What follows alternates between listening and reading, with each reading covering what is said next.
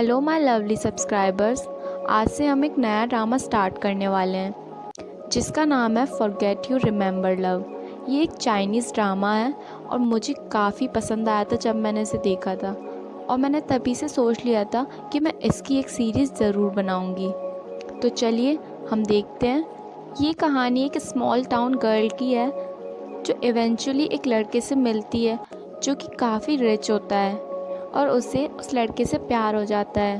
पर ये कहानी इतनी आसान भी नहीं है जितनी हम सोच रहे हैं। तो चलिए इस ड्रामा को स्टार्ट करते हैं। फर्स्ट एपिसोड में हमें दिखाया जाता है एक बुक ओपन होती है और एक स्टोरी हमें सुनाई जाती है कि कई साल पहले की बात है। 3 लालची पायरेट्स हुआ करते थे। लालची डेविल, ये सेंजा, द स्टिंकी क्वीन, चेन जिंजी एंड द कैप्टन, ये छेयुए। एक बार तीनों को एक बड़ा खजाना हाथ लगता है, पर उस खजाने की रक्षा एक फ्रॉग कर रहा होता है जो कि सारा का सारा खजाना उन्हें देने को तैयार था। पर उसकी एक शर्त थी कि कैप्टन को उसे किस करना पड़ेगा। फिर क्या, वो आगे बढ़ती है और फ्रॉग अपनी आंखें बंद कर लेता है। कैप्टन उसे लात मारकर दूर गिरा देती है और सारे के सारे लोग हंसने लगते हैं। तीनों खजाना उठाकर जा ही रहे होते हैं कि फ्रॉग अपने जादू से उन तीनों को गिरा देता है। अब तो कैप्टन को उसे किस करना ही पड़ेगा। क्वीन कैप्टन को फोर्स करती है कि वो उसे किस करे, और फ्रॉग भी कहता है कि मुझे किस करने से मैं एक ह्यूमन बन जाऊंगा। जैसे ही कैप्टन उसे किस करती है, उसकी बॉडी एक हैंडसम मैन में बदल जाती है। पर जैसे ही वो पलट के देखता है, उसका चेहरा अभी भी फ्रॉग की तरह ही दिख रहा होता है और सारे के सारे लोग डर कर चिल्लाने लगते हैं। और यहाँ से शुरू होती है हमारी रियल स्टोरी, क्योंकि अब तक हमारी मेन लीड अपने सपनों में खोई हुई थी।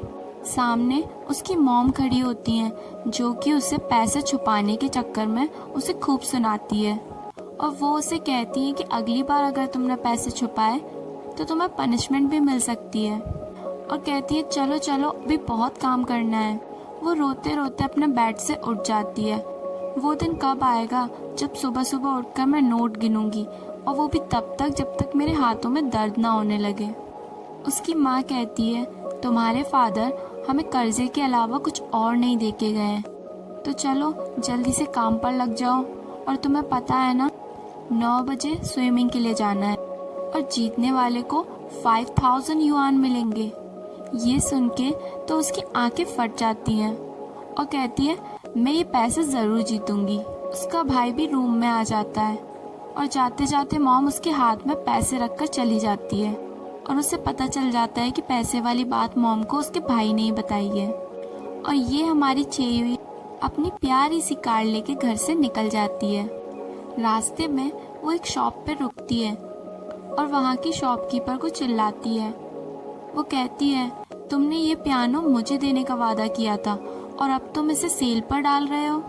शॉपकीपर उसे कहती है तुम इसे खरीद सकती हो अगर तुम्हारे पास पैसे हों। छेयुई उसे कहती है बस थोड़ा सा वेट करो, आज स्विमिंग में मैं 5000 युआन जीतूंगी और फिर मैं इस पियानो को खरीद लूंगी। वो उसे कहती है अब इस पियानो को लेने के लिए तुम्हें डबल पेमेंट देना पड़ेगा क्योंकि इसे पहले से किसी ने खरीद लिया है।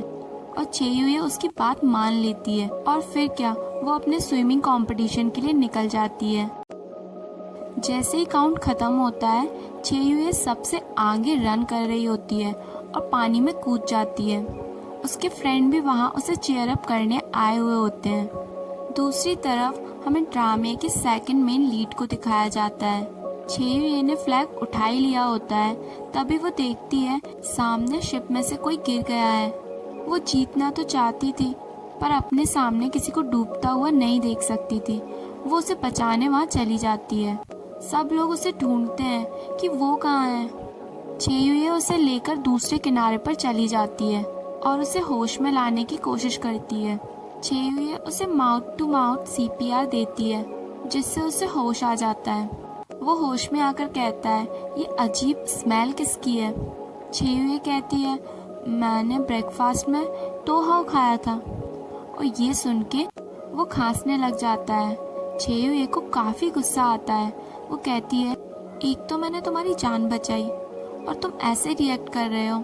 और वो उसे धीरे से थैंक यू बोल देता है। छेयुए उसका ये एटीट्यूड देख के काफ़ी गुस्से में आ जाती है और उसे कहती है, तुम्हारी वजह से मैं 5000 युआन हार चुकी हूँ। मैंने तुम्हें सीपीआर दिया, मैंने अपना फर्स्ट किस लॉस्ट कर दिया।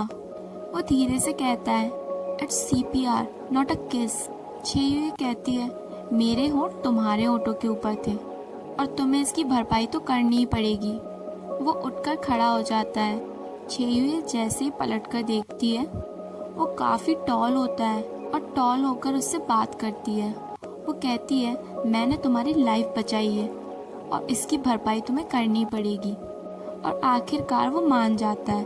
वो कहता है, मुझे बताओ तुम्हें कितना पे करना है। छेयुए एक एक करके उसे सारा अमाउंट बताती है, 5000 युआन, और आखिर में कहती है 1000 फॉर माई फर्स्ट किस। ये सुनकर उसे काफ़ी हंसी आती है।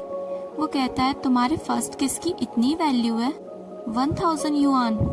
छेयुए को काफ़ी गुस्सा आता है और वो उसे पैसे मांगने लग जाती है। वो उसे कहता है, तुम मुझे पहनने के लिए कुछ कपड़े दो और अपना फ़ोन।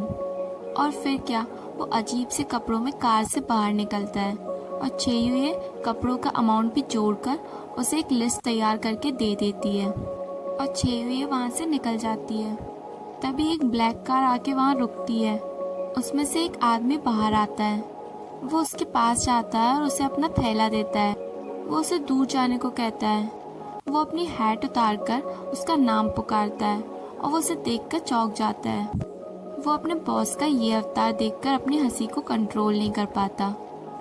नेक्स्ट सीन में हमारे मेन लीड को दिखाया जाता है, जो कि एक बहुत बड़ी वेल नोन कंपनी के जर्नल मैनेजर होते हैं। वो अपने ऑफिस में आकर अपने एक मैनेजर को नौकरी से बाहर निकाल देते हैं। उसकी एक गलती के चलते उनकी जान पर बनाई थी। वो अपने बॉस से काफ़ी मिन्नतें करता है कि उसे जॉब से ना निकाला जाए, पर वो सबके सामने कह देते हैं, हमारी कंपनी में दूसरा चांस किसी को नहीं मिल सकता। वो अपने ऑफिस के काम में बिजी हो जाता है। यहाँ छेयुए उसे कॉल करती है उससे पैसे मांगने के लिए। उसका असिस्टेंट कॉल उठाता है। छेयुए उससे पैसे की डिमांड करती है उसकी जान बचाने के लिए, और असिस्टेंट रॉन्ग नंबर समझ के फ़ोन को काट देता है।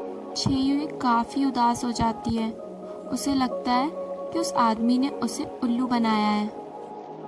जब ये बात छेयुए की मॉम को पता चलती है तो वो तो उस पर काफ़ी भड़क जाती है। यहाँ ऑफिस में भी काफ़ी हंगामा हो जाता है।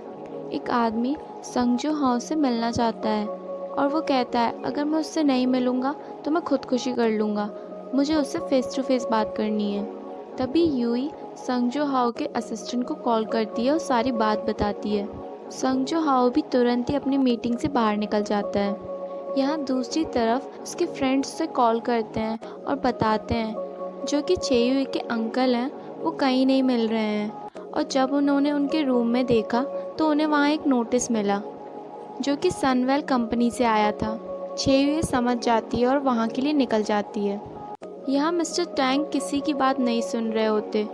काफ़ी सारी भीड़ इकट्ठी हो जाती है और वो खुद को मारने की धमकी देते हैं। और तभी संगजो हाउ वहाँ आ जाते हैं। मिस्टर टैंग उन्हें कहते हैं, तो तुम ही हो जिसकी वजह से मैंने सब कुछ खो दिया है।